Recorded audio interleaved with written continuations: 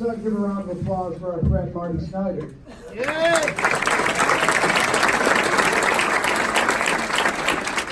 Marty, you are a weatherman. And I know sometimes when the weathermen in Rochester make mistakes, we don't like to forgive.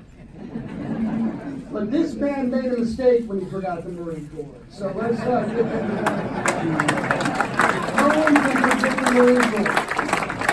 Unless, of course, you were in the European theater of battle and then we forgot about the Marine Corps. But that's going to be it. No, we love the Marines. Thank you. Navy, our one Coast Guard member, God bless you, sir. All the veterans out here. And by the way, all those orange shirts, stand up again to get another round of applause. You got it.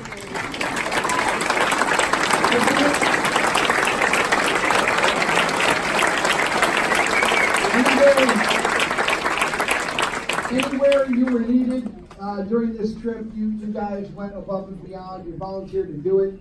It's almost like the opposite of Home Depot. You get help with the orange shirt. No, we love Home Depot. Give money, by the way, to honor. No, I want to thank Rich Stewart for all of your hard work, sir. Peter Glennon for everything he does. Give him a round of applause, please. We want to thank the veterans of the Legion and the VFW here, Mr. Mitchell. Thank you for everything that you guys do out there at the Legion. Our county executive who truly cares about veterans. You can see this in everything they do at your level, man. Thank you so much for having our back.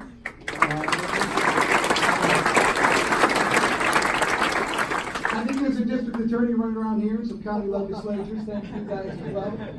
Patriot Guard riders, you guys mean more than you'll ever know. Thank you for what you do.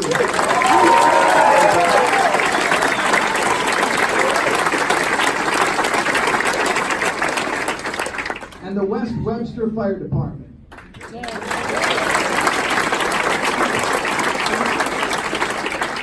You guys have had a rough couple of years, and you're still grieving, you're still going through, we don't even know what you're going through. Our hearts are with you. We thank you for doing what you do, and you honor the men you lost every single day when you represent your fire department, their legacy in our community by doing things like this. So God bless you guys.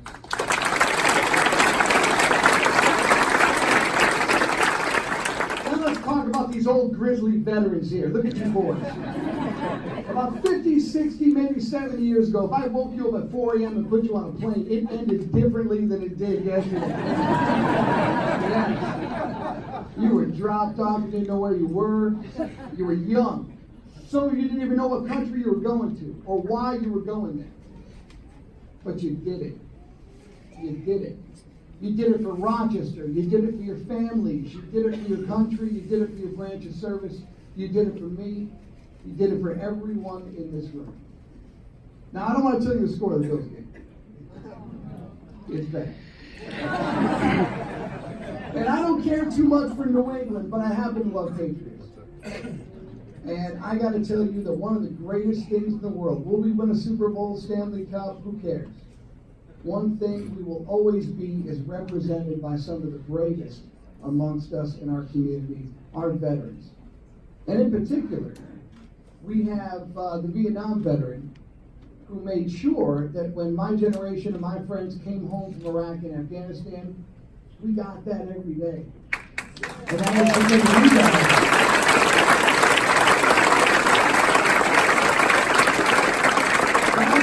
The Vietnam generation made sure that never again will we put the policy above the valor of a generation. We'll never do that again.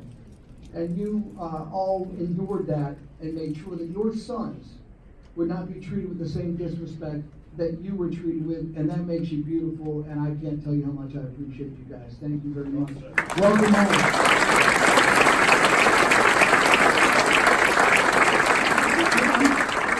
These Korean War veterans, and I'm thinking you guys could still make a push if you wanted to. I can organize. Some of you are in some pretty good condition here.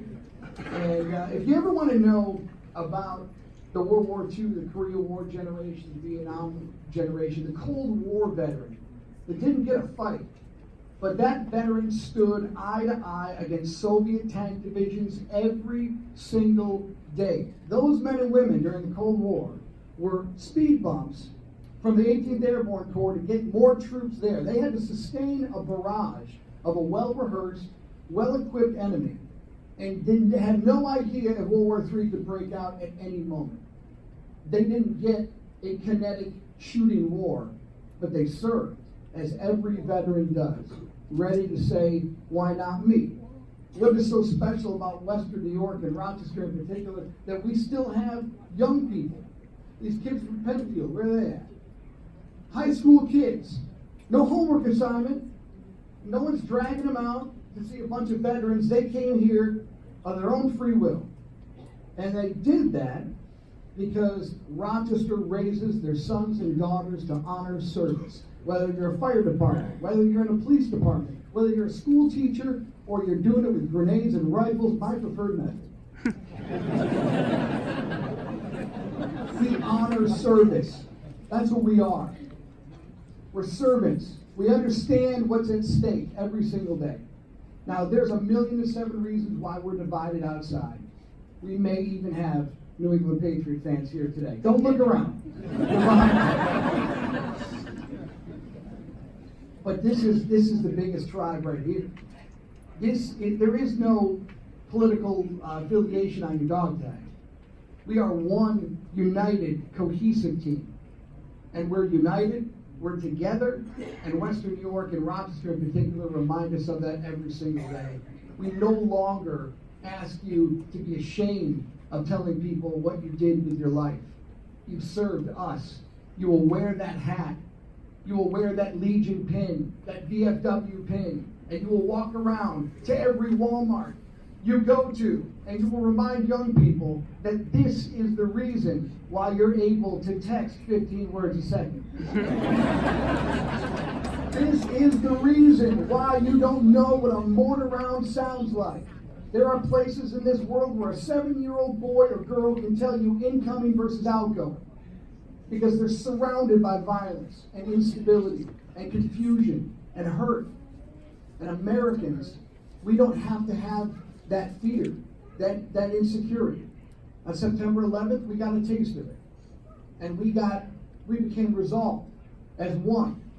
And the reason for that is because the veterans that came before us set the bar so incredibly high. When you deploy in service to this country, stalemate is not an option. We don't deploy to lose. We don't deploy for a draw. We deploy to win, to defeat the enemies that are in front of us. That's the standard you raised us with. So I hope you find as much pride in the men and women coming home on those planes as we have for you coming home on this plane today. This is one brother and sisterhood. We have a female vet here, by the way. Where is she? I saw her when we walked down. They say women aren't in combat. Oh, I beg to differ. Leanne Hester is the first Silver Star recipient in the United States Army since World War II. And you can ask the enemy if women belong in combat. There weren't any available for comment. I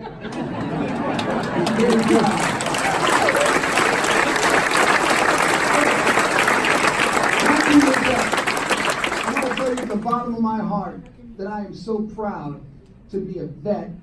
We heard about the 27 guys in the Army. Of course, I love you the most. But the rest of you, what you represent and what you stood for, and the way you hold yourself. Now, I'm going to tell you what, you all did outstanding things for God and country.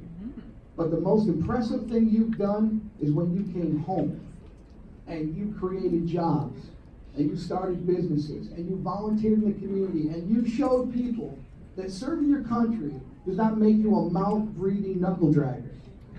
That serving your country doesn't make you damaged, defective goods. Serving your country made you a better man, a better woman, a better citizen, and a better father. And that service has got you where you are in your life right now. You're all better. Some of you might want to go. Some of you didn't want that haircut. Some of you have my features, and a shaved head makes you look like Charlotte Brown. But you did it, and you're better off for it. And that is the legacy, the warrior legacy that you guys have held out for us.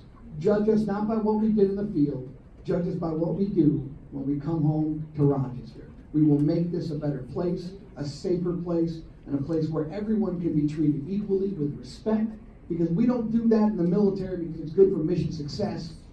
We don't treat people with respect and dignity because it's good for promotion. We do it because it's the honorable and it's the right thing to do.